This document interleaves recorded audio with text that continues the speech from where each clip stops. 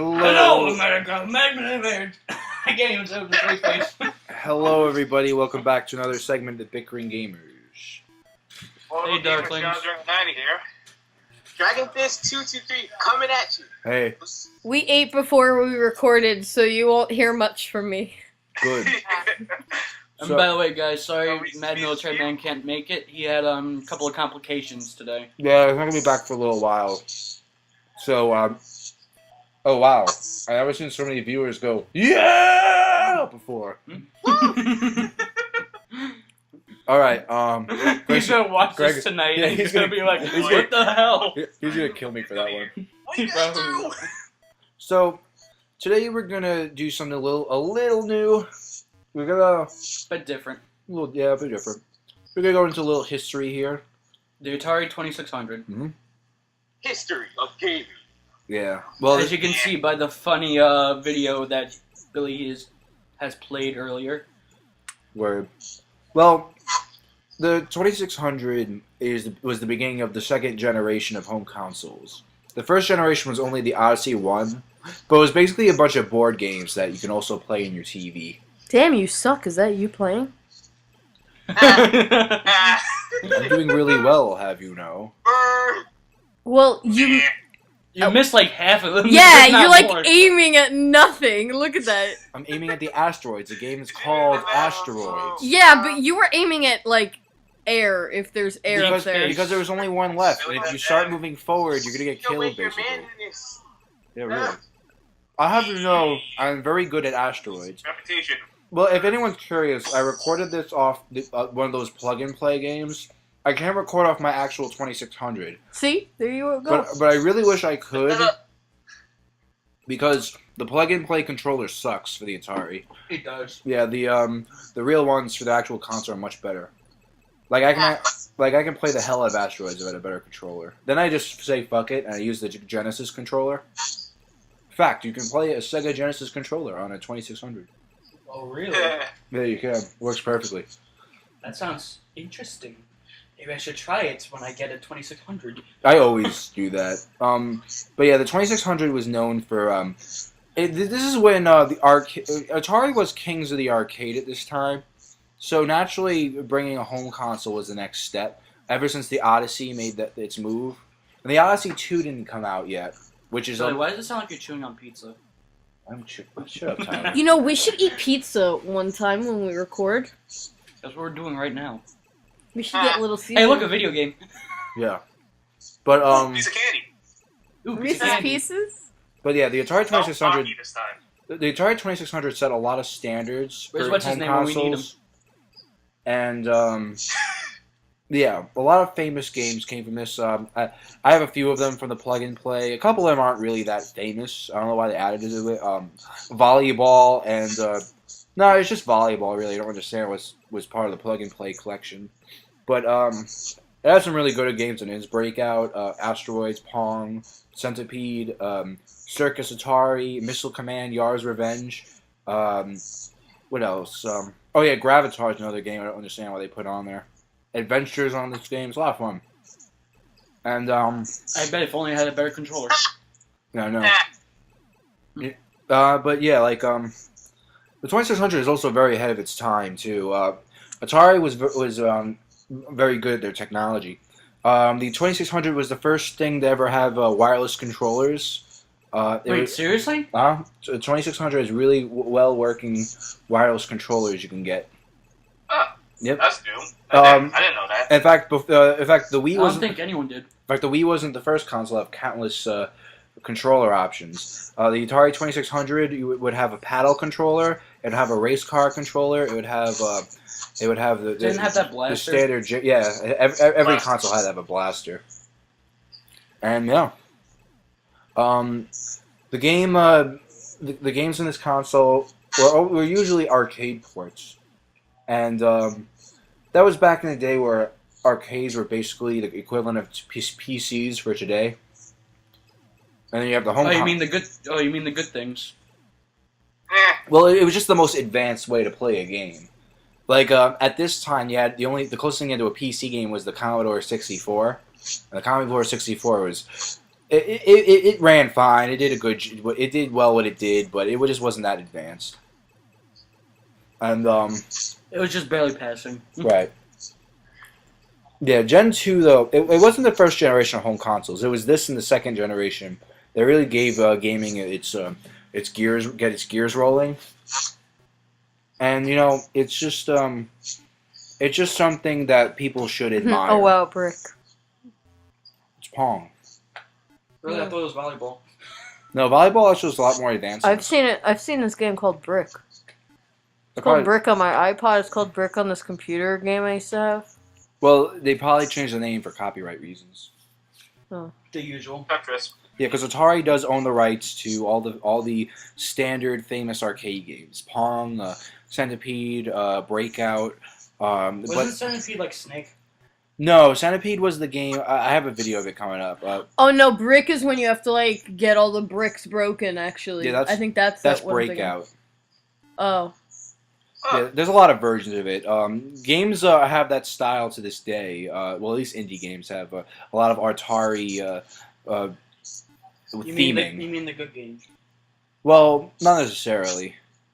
Whenever you see puzzle games and whatnot, it usually has some Atari throwbacks. A lot of early 8-bit games you'll notice has a lot of Atari style based stuff. This is even 8-bit. This is 4-bit. The Atari 2600 and there were some complications with it, like the creator of Pac-Man had a very tough time making a home version of the console because it was so much weaker. And then that's why and for years I wondered why everyone loved Miss Pac-Man more, because there was no difference between my Game Boy Color games. But then I realized it's because the 2600 versions, the Miss Pac-Man versions, much superior. And there's a lot of cool things you can do with the 2600. This is actually the most brilliant you can get of the video game, despite how simple making these games are. Developing them was the toughest thing to do. You had to be. I think there was only 50 people in the planet that was able to flawlessly program an Atari 2600 game. It has a lot of complicated codings, and you have to know a lot of mathematical formulas to get all the things to work in the right places. So basically, the biggest nerd on the planet. Yeah. A fucking Catalina wine mix. Yeah, really. A lot of them are nerds. Yeah, there's some cool stories I heard once about the Atari developers. The creator of Pac-Man, when he had to put in Pac-Man on the 2600, he actually would spend time in the office.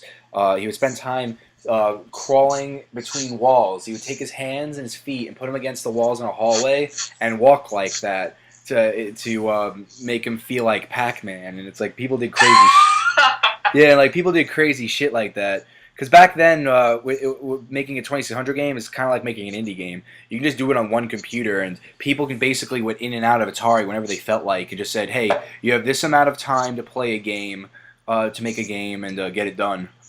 And that's pretty much what happened with E.T., which I disagree. E.T. Yeah, the E.T. game is very famous for being one of the worst games ever made. I have one myself. I have a copy myself. It is very bad. What happened with that was one of the situations where they had to talk with Spielberg about getting the rights, and they wanted to get it in by the holiday season. So what happened was, the game was very rushed. It was Sonic 06. And, yeah. Basically. Yeah. The game was horrible. That's why I never played it. Yeah. Well, a lot of people say that was the cause of the video game crash of '83. I disagree with that to an extent, but I do see what they're saying. It was a very bad game. It was definitely one of the leaders in the crash for home and consoles. Then the NES came out and solved that problem in '85. Hey, what game is this? This is Missile Command. This is one of my favorite Atari games. Berserk's another very good game. Berserk's actually a precursor to shooter games. You have there's a lot of good ideas. The most famous games were very evolved by the 8-bit generation. Like one of the first side scrollers I can think of ever was this game. What was it called? Mario and Luigi. No, that actually wasn't a platformer. The Mario Brothers. I do have the Mario Brothers on the 2600, and it's basically a game where you're two plumbers and you're in the sewer, and you have to basically kick out all the enemies. I know what it is. I played it. Mario? Well, there's people watching the video, Tyler. Well, if they're watching this video, then they should know what it is too. It is. We already went over this last week. It is really weird playing a Nintendo game on an Atari because I also have the week before. Sorry. I also have Donkey Kong on the 2600. It's just really weird, because especially when you see a Nintendo logo. Because in that time, Atari was pretty much your only choice. Pretty much, there was a lot of other things, but a lot more cartridge based, like the Atari. And a lot of people like Nintendo and would make their own things. I mean, Atari did get a competitor eventually, like in Television and ColecoVision. I had it in Television too, but I lost that. Bill, you're an encyclopedia. Whatever. No, he just can't shut up. Shut up, honey. Shut up, Cobra. Yeah, good one. Shut up. Good one, Tyler. Good one. But you know what? Scratching your balls. You're on camera. We're not. People don't need to know that. Yeah, thank you. Well, now, Well, you're the one that's looking at it, Rosemary. I don't- I'm actually closing my eyes. Piece of candy? every Yes, please. and I'm sure everyone has played a 26. Jimmy, is that our joke now? Yes, But Ooh, piece of candy. that's Yes. been our joke. Honey, yeah, joke. What? pizza on I'm your. sorry. Don't mess up with the za. Yeah, word. Damn, what were we talking What were we about? talking about? Oh, yeah. Talking about you shutting up. Okay. Wow, we're really back to our roots in this episode, aren't we? Yeah.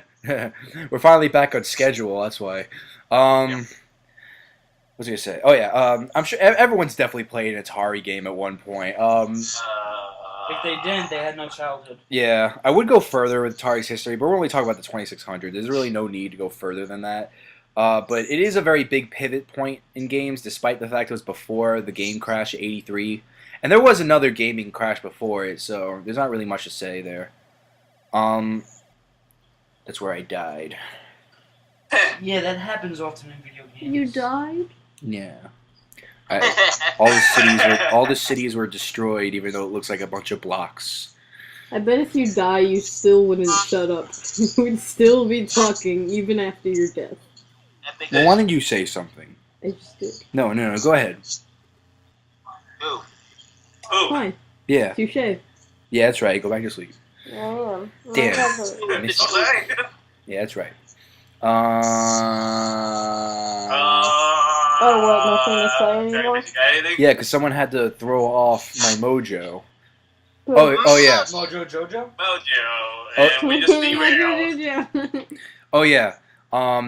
One thing that's very different is Atari's playstyle. When I first got a 2600, it is a very different form of entertainment, and that's when I really learned that every generation of gaming really does offer its own style of playing. That's why I always encourage everyone to try retro games out, because it's just a different experience you can try out. And what makes Atari 2600 games so interesting is they're usually on one screen. There's not much to them, but it's all about getting the high score. There's a lot of ways games usually have a lot of replayability, and you need a lot of imagination to imagine what these games look like, because they're mostly blocks and colors. And You don't need imagination doing that stuff. They have little imagination doing it. yes, dear. The Yeah, hell is that? that's Circus Atari. If my control, I have it on. I can play it a lot Oh, better. that looks fun. I want to do it. It is a lot of fun, but I can play it a lot better in my regular 2600. It really sucks in the plug and play because I just can't. How do they not have a concussion? Those are supposed to be balloons. They're people. No. The things on top are Oh, supposed to be balloons. But still, that probably hurts.